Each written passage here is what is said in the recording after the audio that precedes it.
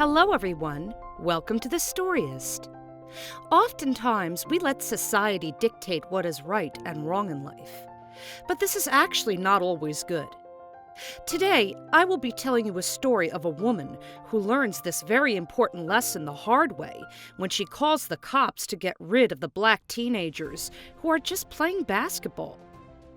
Watch until the end of the video to find out what happens and how she learns her lesson. Karen is a very short-tempered woman. She is already in her 50s, and she is taking her age as an advantage to everything, every single time. She goes to stores and asks for discounts or free stuff just because the price tags are not properly labeled. She goes to a chain of restaurants and manages to eat for free by sending back food after they are half consumed with the reason that the food is not made fresh or that it does not taste as the menu descriptions say.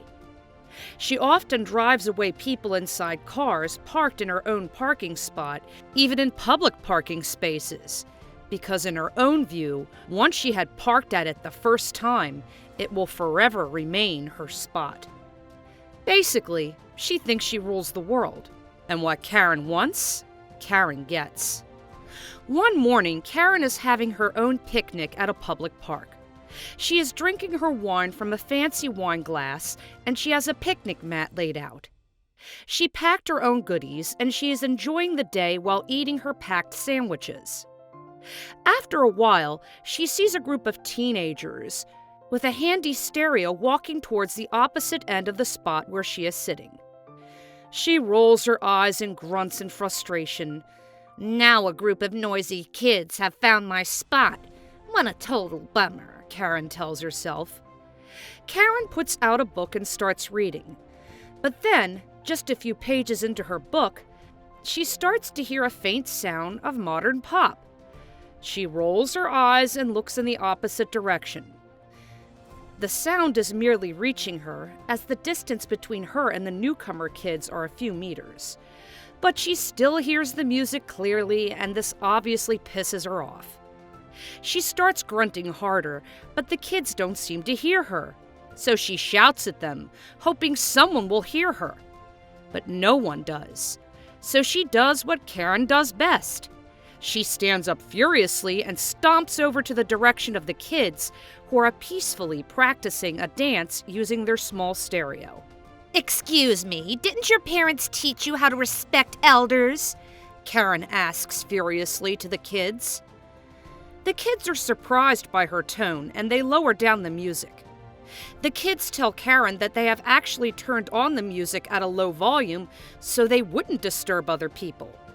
But Karen tells them, "Well, it obviously isn't low enough. Go practice somewhere else." The poor kids tell Karen that they have nowhere else to practice, and it is for a school performance. But Karen remains as Karen, and she tells them she will tell their school principal that the kids are disturbing public places. To prevent escalating the situation, the kids just leave the park, and yet again, Karen got what she wanted. But not long after, just as Karen is sitting on her picnic mat again, she sees a group of teenage boys playing in the basketball court nearby.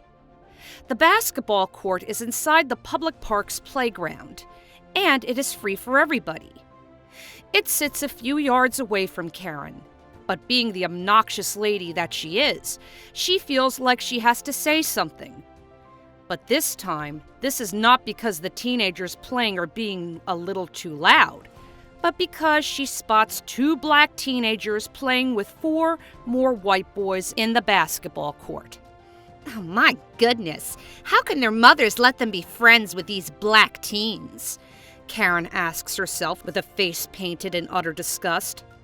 She gets up and walks over to the playground where the teenagers are playing. The white boys seem okay with the black teenagers, but Karen still feels she has to do something about it. She walks inside the baseball court and approaches the two black teenagers. "Excuse me, what do you think you are doing here?" Karen asks the two. They just look at each other, and the other black teen replies, "We're here to play basketball, ma'am." Karen looks at the two teenagers from head to toe, obviously judging them in every possible way. "You can't be here," Karen says in a more authoritative voice, and with all confidence. The two teenage boys seem confused. "I'm sorry, ma'am, but do we know you?" asks one of the black teens. Hearing this made Karen outrageous, and she feels attacked. "How dare you use that tone to me? I'm an American!" she exclaims to the black teenage boys. The teenage boys went from confused to more confused and a little offended. That moment they realized they were being discriminated against by a white American woman. The four other American boys come over to calm the situation down. "Whoa, whoa, whoa, easy, ma'am. We are all Americans here. Kevin and Will are our best friends. We get along fine," says one of the white boys. Another one of his white friends backs him up, saying, "There's really no issue here, ma'am. We are all fine. Seriously," says the other boy, driving her away. But Karen is persistent. "I knew it. You are being brainwashed by these mobsters. Then later on, when you think you're friends with them, they will snatch you with your wallets," Karen exclaims, accusing the two teenage black boys as robbers. Their white friends tried to defend them, telling Karen they all go to the same school together and that they have all been friends since they were kids. But Karen refuses to listen to any explanation. Then, one of the black teenage boys gets a little fed up and just decides there is no stopping Karen from ruining their peaceful basketball game. So he picks up the ball and just walks away, telling his friends to just go find other parks to play. But Karen feels a little disrespected by this, and she stops them. "Oh, so now you're taking all the white boys with you? No way, young man. I'm calling the police," Karen threatens. The boys just ignore her while she gets her phone and dials 911.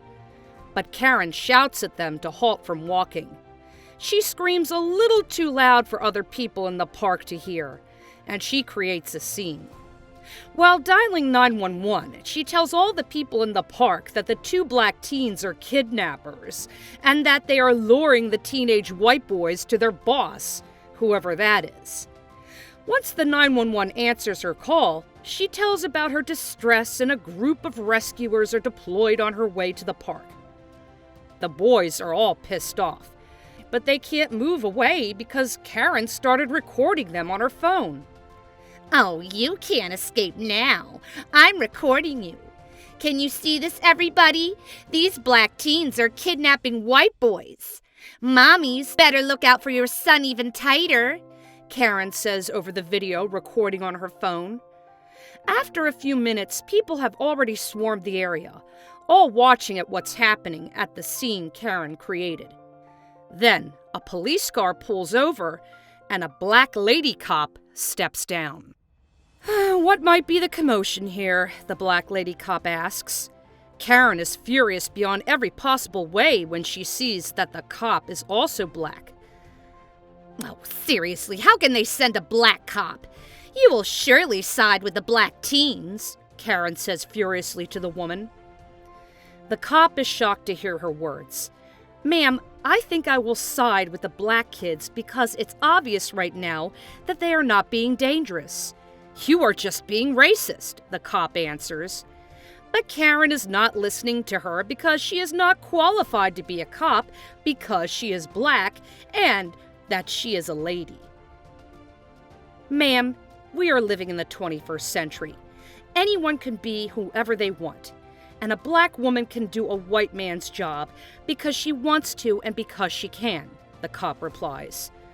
But Karen is still stubborn enough. She says she will not let the kids go until a real cop comes to her rescue. But then the mothers of the white kids came to the park. It turns out that the people watching are actually filming the scene live, and the moms of the boys saw it on social media. They tell Karen that their sons have been friends with the black teens since they were kids. Karen is embarrassed by this, but what ruined her life most is that the video of her being a racist circulated in the internet, and now everyone hates her, including the people inside that park, and everyone she does or does not know. She learned her lesson the hard way, but since then, she learned how to be more considerate to others. That's all for today. We hope you enjoyed that video, and we'll see you in the next.